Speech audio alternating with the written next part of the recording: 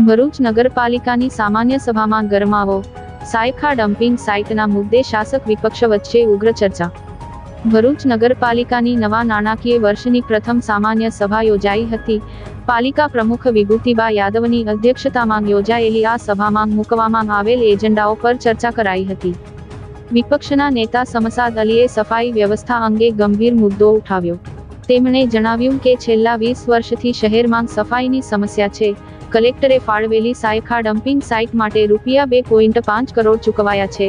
આમ છતાં પાલિકા હવે આ સાઇટ સરેન્ડર કરવા જઈ રહી છે.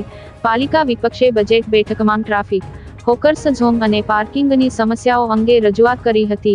જ્યારે પાલિકા પ્રમુખે જણાવ્યું કે સરકારી ગ્રાન્ટથી નવા વિકાસ કામો થશે. શક્તિનાથ સર્કલનું નવીનીકરણ અને પાંચબત્તી સર્કલની અટકેલી કામગીરી જલ્દીથી શરૂ થશે. અંતે તમામ કામોને સર્વાનુમતે મંજૂરી મળી હતી. બેઠકમાં કારોબારી સમિતિના ચેરમેન હેમેન્દ્ર પ્રજાપતિ, મુખ્ય અધિકારી હરીશ અગ્રવાલ, શાસક પક્ષના નેતા ગણેશ કાયસ્થ, વિપક્ષના અગ્રણીઓ સમસાદ અલી સૈયદ, ઇબ્રાહીમ કલકલ, હેમેન્દ્ર કોઠીવાલા સહિતના સભ્યો અને પાલિકાના અધિકારીઓ હાજર રહ્યા હતા. આજરોજ ભરૂચ નગરપાલિકાની સામાન્ય સભા મળેલ હતી.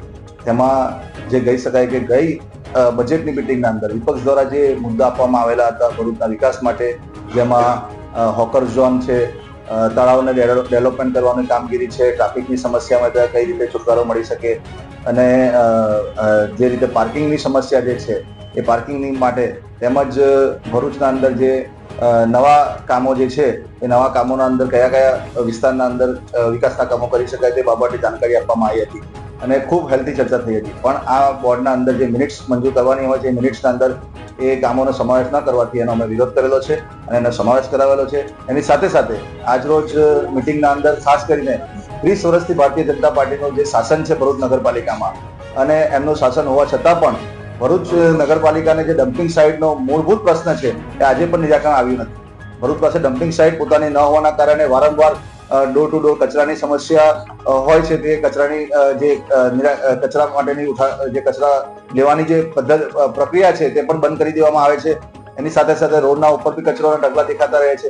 એટલે વારંવાર ડમ્પિંગ સાઇટનો ઇસ્યુ ઉભો થતો હોય છે. આજરોજ આ મિટિંગના અંદર નગરપાલિકા દ્વારા ઠરાવ કરવામાં આવ્યો છે કે જે સાયખાની ડમ્પિંગ સાઇટ કહી શકાય કે છેલ્લા 7-8 વર્ષથી જિલ્લા સમાવર્તા કલેક્ટર સાહેબે ભરૂચ નગરપાલિકાની ડમ્પિંગ સાઇટ માટેની જગ્યાની ફાળવણી કરેલી હતી અને આટલા વર્ષોથી નગરપાલિકા એના જે કંઈ બી ચાર્જીસ છે ભરતા હતા.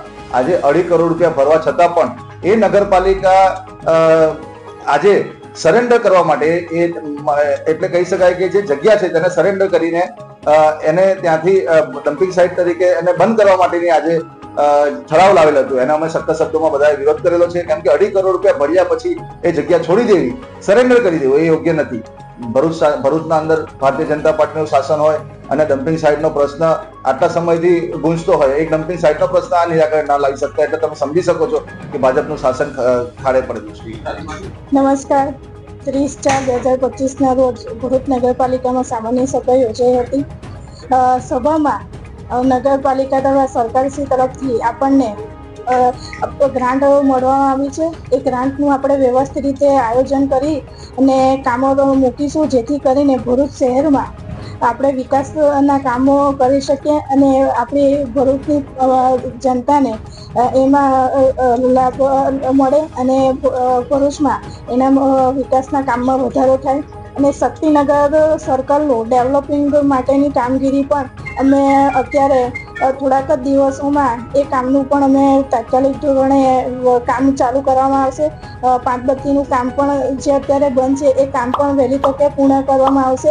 અને હાલમાં જે કામો ચાલુ છે એ ચોમાસા પહેલાં પૂરા થાય એ રીતેનો અમારો નગરપાલિકાનો પૂરેપૂરો પ્રયત્ન રહેશે અને વિકાસના કામો અમે હર હંમેશ કરતા રહીશું.